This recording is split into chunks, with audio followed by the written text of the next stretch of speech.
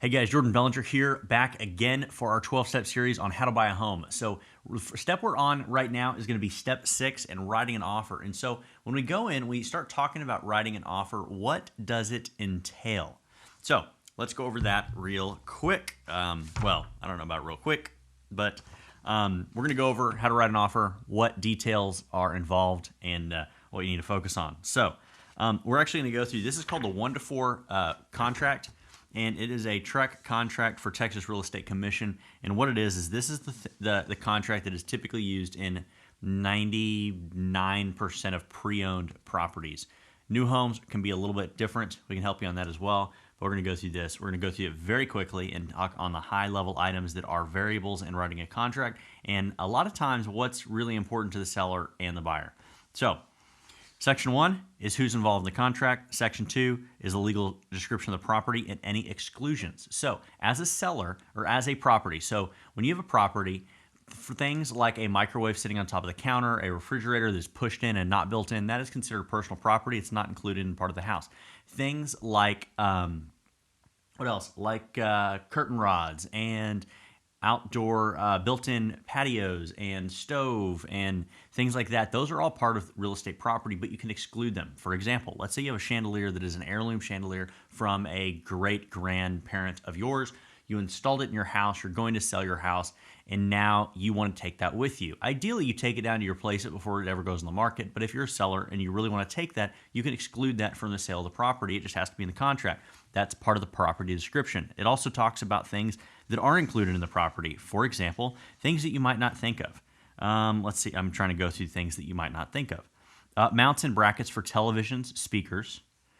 That's something that comes up pretty often. It's probably the most common. Curtains and rods, fireplace screens, window shades, draperies and rods, above ground swimming pools, fireplace logs. That actually came up in a transaction of mine years ago. Those are all considered part of the real estate property. So if you want to exclude any of those, you got to put them in there. If not, they're part of the transaction. Section 3 is sales price. Section 4 is license holder disclosure. If a license holder owns, I think it's like 10% or more of anyone that's involved in the transaction other than just being a real estate agent, got to disclose that. So if the owner has a real estate license, you got to disclose that, things like that. Earnest money, that is kind of your deposit on the property, if you will, and then the title company that you're closing at. Your title policy, who is paying for the title policy, seller or buyer.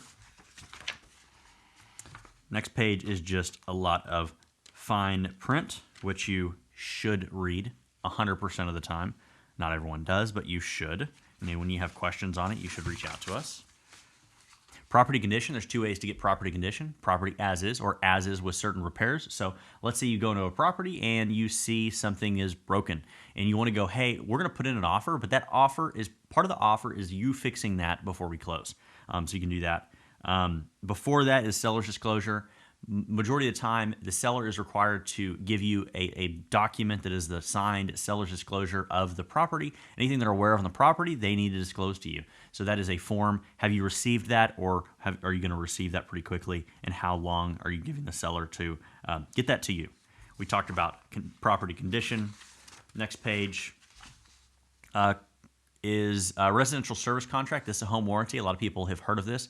But typically, well, I wouldn't say typically, but you can ask the seller to pay for a home warranty. Home warranties can be $300 to $600, $700, $800, $900 or more dollars per 12-month period. And what is a warranty? That kind of helps give you some comfort in if something breaks, you can call them, you pay them a service fee, and they can come out and fix some of the things don't. It's just like any other kind of insurance policy or warranty. It doesn't cover everything, but it can help. And if the seller's paying for it, then great. There's that. Closing date. When are you closing? How long does your lender need to close? How long, based on the loan that you have, there's probably a period of time that you need to close that loan. I've seen loans close or properties close in as short as a week and as long as 60 days or so. But all of that depends on what you're trying to do. Possession. You could take the possession of the property. So as the buyer, You close, you fund, you do all this stuff, but you take possession of the property. How are you taking possession of the property? Are you taking possession of the property one of two ways? First and most common way is taking possession upon closing and funding of the loan. So you close, you fund, or your lender or your bank funds, you get the keys, it is your house. Second way is upon residential service lease. And so it's a temporary residential lease, and typically you might want to give the seller a little bit more time for one reason or another to stay in the house past closing. If you do, you're going to take possession according to temporary residential lease versus upon closing and funding. That depends on a ton of things why you would or wouldn't do that, but that is going to be a factor on how you might or might not, or how you might take possession. Special provisions, I really don't ever use this. I have before, but I really don't. There's not really many reasons to use special provisions. Special provisions is basically a blank box of where you can just write things in. As a consumer, that's what you need to know. As a real estate agent, that is a troublesome box you got to be real careful with. So we are not attorneys, or the majority of real estate agents in Texas are not attorneys. So as an attorney, you can't write legal agreements, and that is where a lot of agents get in trouble with that box right there. So anyways, I can get into a million things you can write in that box, and a million things I've seen attorneys write in that box and other real estate agents write in that box where they shouldn't have.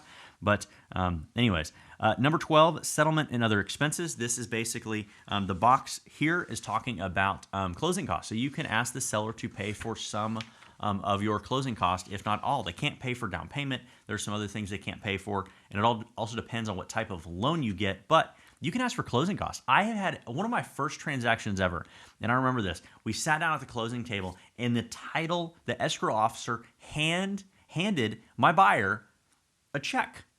I'm like, what? It was like a $1,200 check. My buyer bought a house for $0.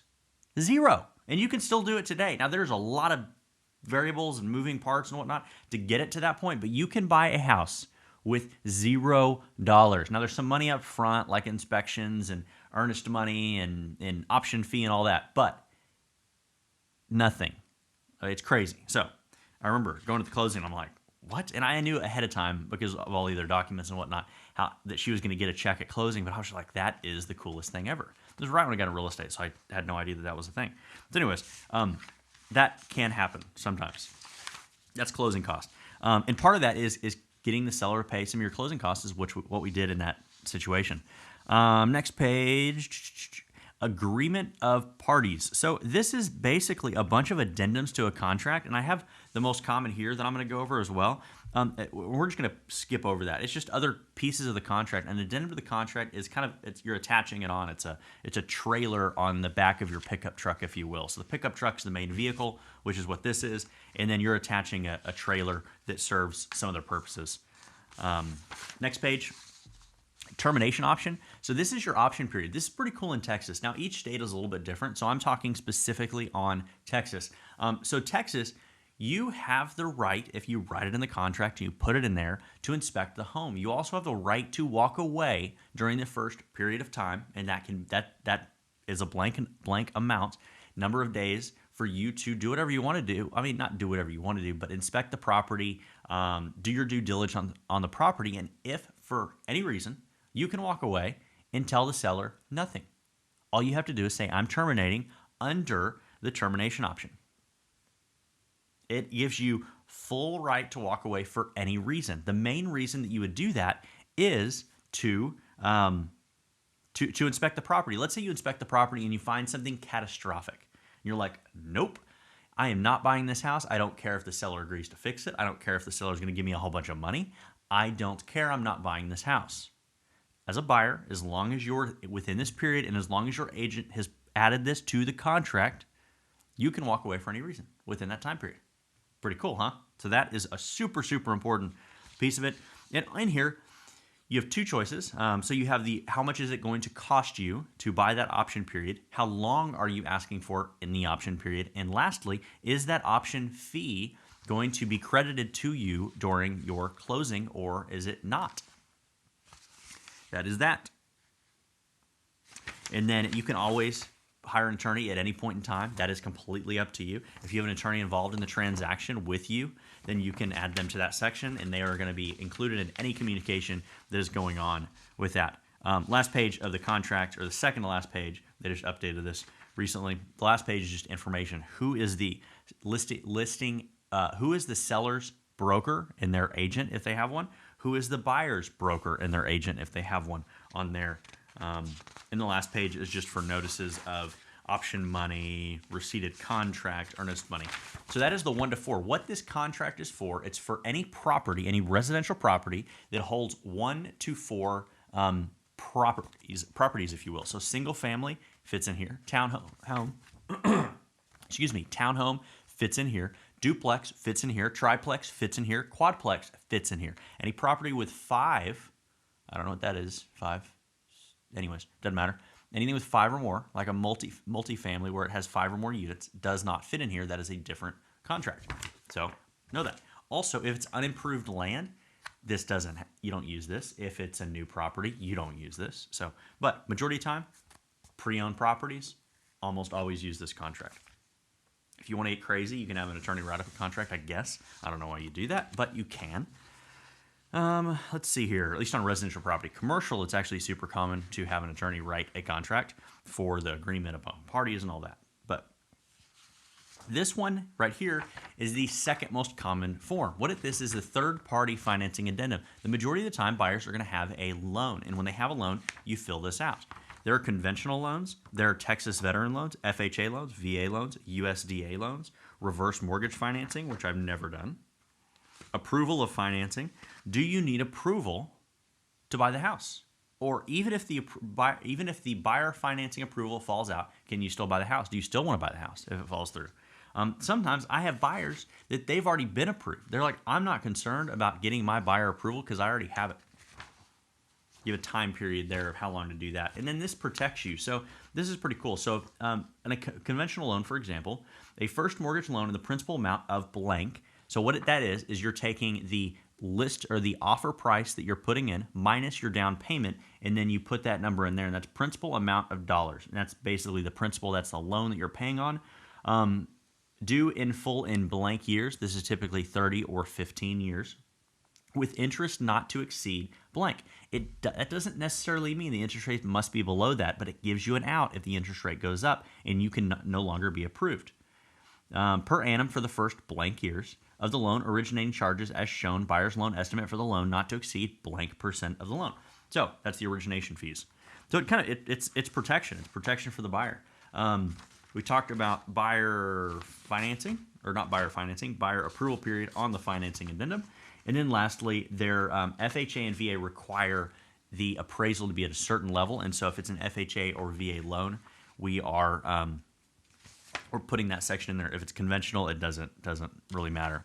The next piece of paper that is part of the contract, that is only part of the contract if you are in what they call here a mandatory membership in a property owners association. Most of us know that is homeowners association, HOA.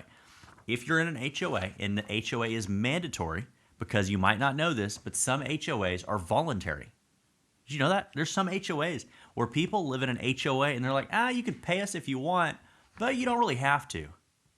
Weird, right? So they do exist, but this is for mandatory HOAs only, and we fill this out. So we say there's a huge packet of information for HOAs, so we're going to say in here, within blank number of days, after the effective date of the contract, which is the day that it's signed, or actually the next day once it's signed, seller shall obtain, pay for, and deliver subdivision information, blah, blah, blah. That basically says, in layman terms, that either the seller, buyer, or the buyer pays for and delivers the HOA docs to the buyer, which if you're paying for it, I guess you get it.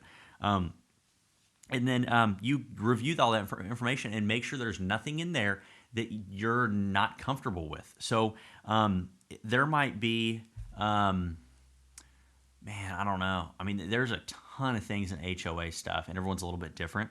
But sometimes maybe you, I just can't think of a good example right now. There's a ton of guidelines in HOAs. Some HOAs don't allow you to, and this is more rare, doesn't allow cars on the street. because it might be a private, maybe that might own the streets and they can control that. Maybe no cars in the garage or in front of the garage, no broken down cars. That's a common one. No trash cans visible from the front of the house. That's super common. And I get it. It drives a lot of people nuts. However, it makes sure the property and the overall feel of the neighborhood looks really good. It makes sure your grass is cut and things like that. So that is all. You're going to have all those documents to review before you close. If you have any issues, you bring it up, and we go from there.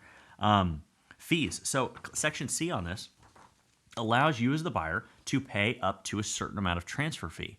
So let's say the transfer fee is $400. You might say, and you might not know what the transfer fee is when you write the offer, but you say, hey, me as the buyer, I'll pay up to $100 or up to $50 or up to $500 or up to whatever of it, and the seller will pay the remaining the transfer fees. Doesn't mean those are all the fees of the HOA. It just means that those are the transfer fees.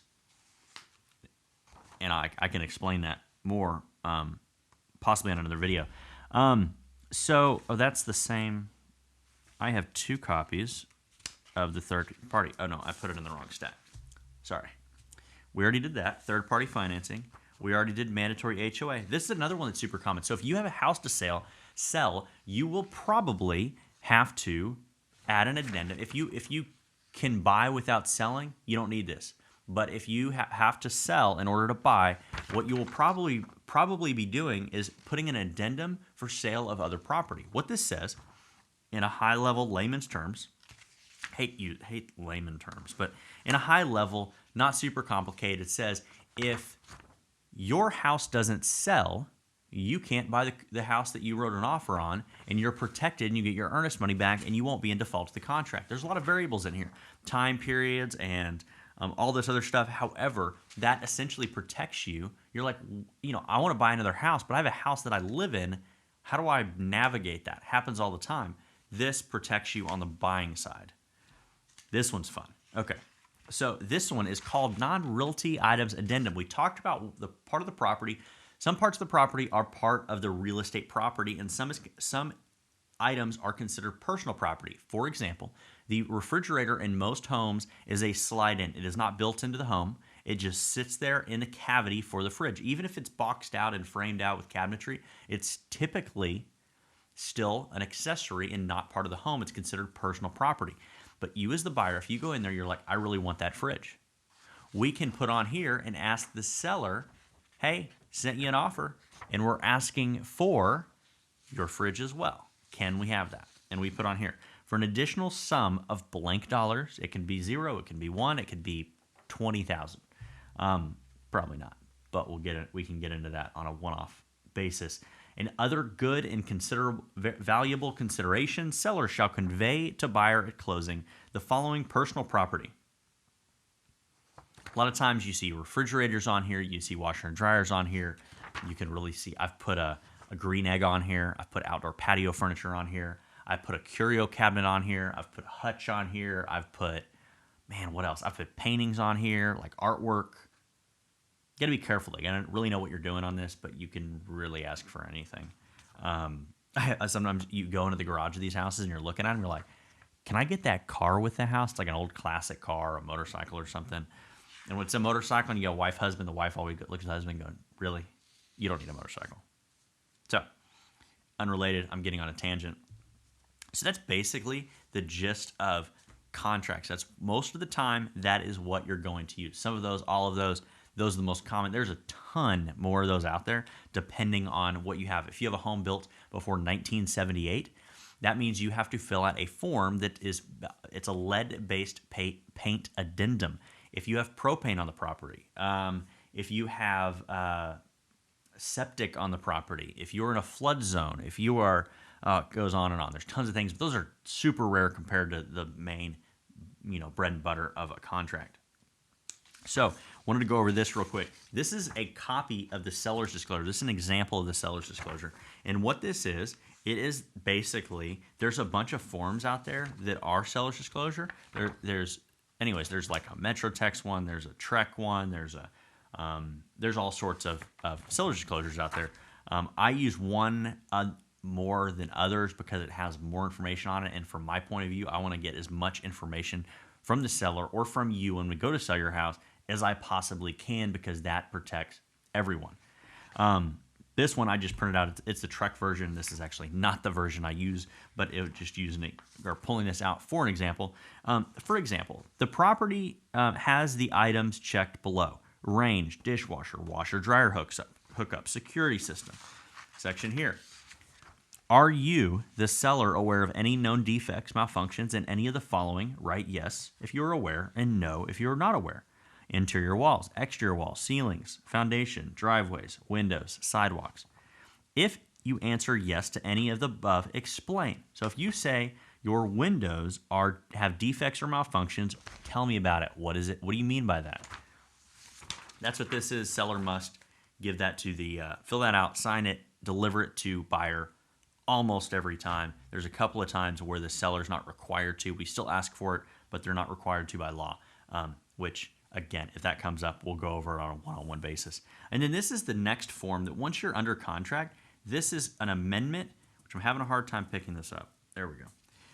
This is an amendment to the contract. So once you have a contract and it's signed and it's executed and we're under contract, you can't go in there and go, oh, yeah, let me change this and initial it. Let me change this. You can't change it. But what you can do is you can amend the contract. What that means is you're adjusting, you're changing, you're saying, hey, contract's like this, but we're changing this. In order to amend the contract, all parties of the contract, typically seller and buyer, have to agree to any of those changes. After you do inspections, this is super common to fill out.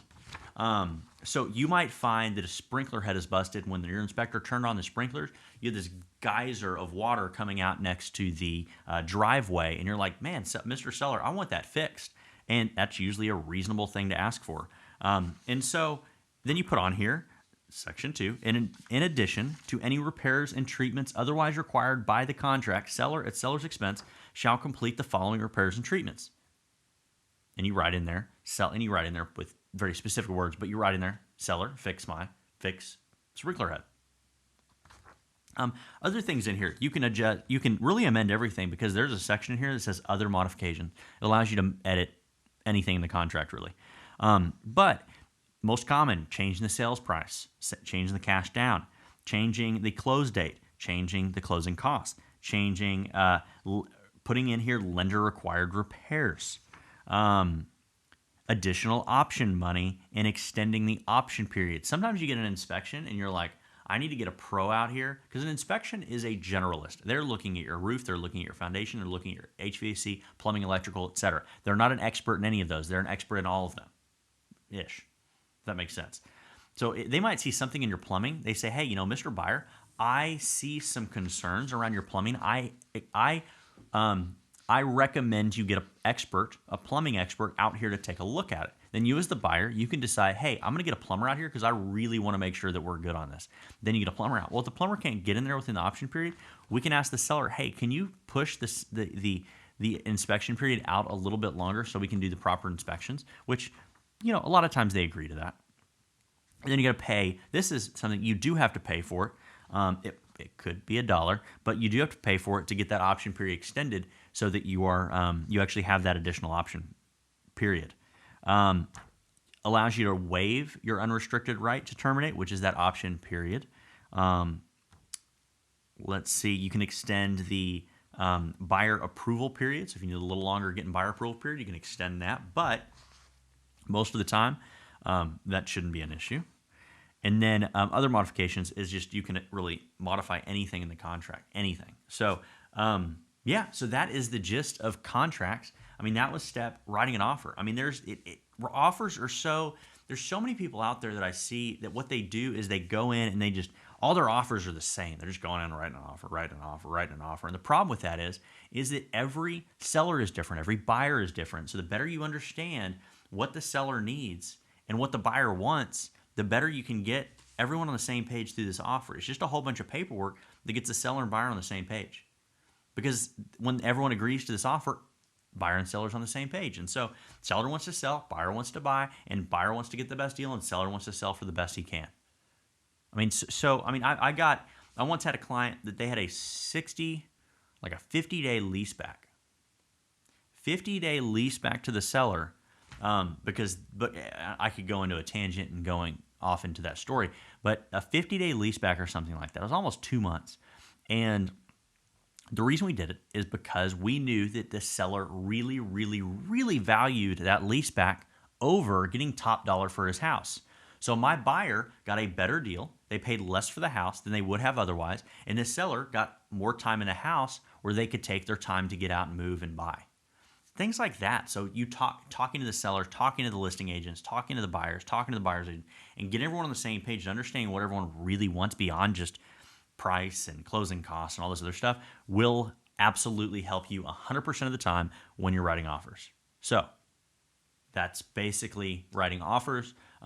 This is not at all a video teaching you how to write your own offers, because you need to get a real estate agent, real estate agent or an attorney to make sure that you're good, because there's a lot of things to get caught up in these if you don't know what you're doing. If you have any questions, let me know. Otherwise, our next video is going to be on negotiating the terms of the offer. I'm thinking that video will be quick, but so far the videos haven't been super short. But what's the stuff that you just don't think about when you're going to negotiate an offer that really, really does a lot with getting an offer accepted on the buyer side? So thanks so much for joining me. Again, my name is Jordan Bellinger, and I am here to help you if there's anything you need, and we'll be back on step number 7, negotiating terms, on the next video. Talk to you guys later. Bye.